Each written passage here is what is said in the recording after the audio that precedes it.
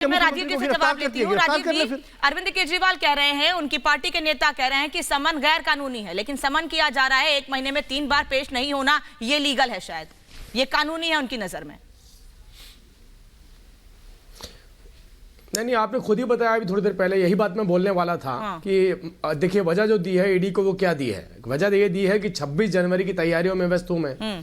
वजह ये दी जा रही है कि अभी मुझे राज्यसभा के चुनावों के चलते मैं कहीं अपने आप को एंगेज करके बैठा हूं। अब ये सोचिए, अगर किसी तरीके का कोई शराबी, कोई घोटालेबाज, कोई कच्ची शराब बेचने वाला, कोई गैर कानूनी हरकत करने वाला, और अगर आज वो 26 जनवरी या इंडिया गेट के आसपास मंडराता हुआ नजर आए, तो क्या पुलिस उसके खिलाफ कार्रवाई नहीं करेगी?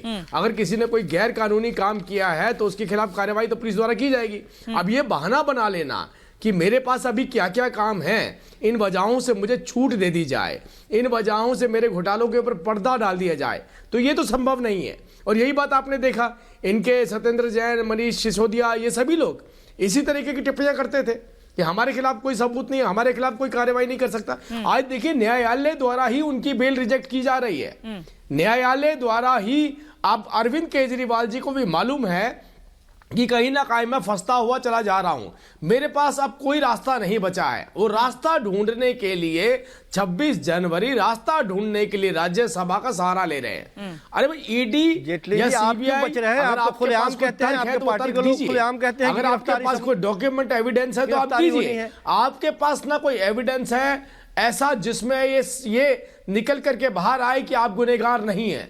आपके गुनाह साबित हो चुके हैं, और छोटे लेवल पे नहीं हुए, बड़े लेवल पे। तो क्या जरूरी है? देखिए, समझदार कर लीजिए ना, जब झारखंड में तो हो गया हो, आप यहाँ झारखंड में तो उन्होंने अपने परिवार के अंदर देखना भी शुरू कर दिया है, सुनिश्चित है किस किसको बनाया जा सकता है, किस किसको मुख्यमंत्री पद के लिए आगे किया जा सकता है। इसका सीधा संदेश है। ये बात तो आम आदमी पार्टी के नेता कह रहे हैं, कैबिनेट मंत्री कह रहे हैं कि हमारे नेता को गिरफ्तार करने के लिए बुलाया जा रहा है, कोई पूछताछ नहीं की जानी है, गिरफ्तार करने को बुलाया जा रहा है। तो आप उनसे सवाल पूछिए जो पहले से ये बात कह रहे हैं कि हमारे नेता को गिरफ्तार करने के लिए बुलाया जा रहा है। सर, उनसे सवाल पूछिए ना, एक राजनीतिक विश्लेषक के तौर पर सवाल उनसे पूछिए कि आप पहले से कैसे जानते हैं। आप तो मनीष सिसोदिया को लेकर भी ये बात कह रहे थे, आप संजय सिंघल को लेकर भी ये बात कह रहे थे। मनीष सिसोदिया को कितनी बार पूछताछ के लिए बुलाया गया, उसके बाद उन्हें अरेस्ट किया गया। स्क्रिप्ट ही इन्हीं का है, इनसे क्या पूछना, सारी चीजें जानकारी है इनको, इन्हीं के आदेश पर, इन्हीं के शाह पे सारी चीजें हो रही है। चलिए ठीक है, चंद्रमोहन जी से जवाब लेते हैं। चंद्रमोहन जी, ऐसी पार्टी के साथ क्यों है आप लोग? जानकारी तो उन लोगों को भी होती है जो भ्रष्टाचार कर रहे होते हैं।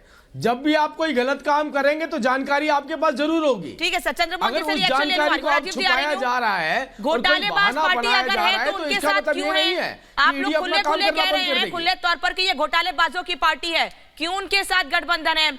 एक तरफ आपका अपमान किया जा रहा है, आपकी पार्टी का, आपकी पार्टी के नेता का पंजाब में कह रहे हैं कि कांग्रेस पार्टी भ्रष्टाचार है, कांग्रेस पार्टी में भ्रष्टाचार है, कांग्रेस पार्टी के नेता नहीं चाहते हैं कि देश का विकास हो, आप उन्हीं के साथ हैं। समीर जी आ रही हूँ, बस एक बार रिएक्शन ले लूं सर। चंद्रमोहन शर्मा, देखिए क्या है कि एक सपना 2014 में एक सपना गुजरात का से आए हुए एक नेता ने 2014 में देखा था, जो कहा था कांग्रेस मुक्त भारत, और एक सपना शायद दूसरी पार्टी के लोग भी कह रहे हैं, लेकिन कहते रहे कांग्रेस तो मुक्त नहीं हुई, क्योंकि कांग्रेस युक्त भारत है, क्योंकि ये देश की सनातन कौन सी पार्टी सर बनावट जो कह रही है एक थी कांग्रेस कि मैं दे रहा हूं अभी। हाँ, नाम लीजिए ना। मैं दोनों की जवाब दिया है, मैंने भाजपा और आम आदमी पार्टी दोनों के जवाब, मैंने भाजपा और आम आदमी पार्टी दोनों के लिए जवाब दिया है। अब विषय यह है कि जो लोग कार्रवाई की बात करते हैं और जो लोग एक पैमाना सेट करते हैं, तो उनको उस पैमाने के अंदर ब्रिजभूषण की तरफ भी देखना चाहिए, छगन भुजबल की तरफ भी देखना चाहिए, आशीष मिश्रा टोनी की तरफ देखना चाहिए, अजीत पवार की तरफ देखना चाहिए, कमल रावत की तरफ, जगदीश किशन पांडे की तरफ देखना चाहिए, सक्षम पटेल की तरफ देखना चाहिए। क्या वो जाने के बाद सुई का आईना बदल जाता है क्या भाजपा का? जब भाजपा की ईडी की कार्रवाई विपक्ष के नेताओं पे फिट बैठती है, और जो तेरा जैन या मेरा जैन के ऊपर जो अवानगी रवानगी होती है, वहां कार्रवाई कहां चली जाती है? क्यों एक बवंडर जब विपक्ष के प्रति पैदा होता है, उसी को भाजपा उठाना चाहती है? क्या अभी बीएचयू के अंदर जो एक निर्मम बच्ची के साथ बलात्कार हुआ, उस पे मौन किस लिए भाजपा के लिए? बताया मुझे जेटली जी, किस लिए मौन है? मणिपुर के अंदर नंगन अवस्था के अंदर देश की बेटियां घुमाई गई, क्यों चुप रहे? 150 से ज्यादा सांसद निलंबित कर दिए गए संसद के अंदर। क्यों देश के प्रधानमंत्री चुप रहे?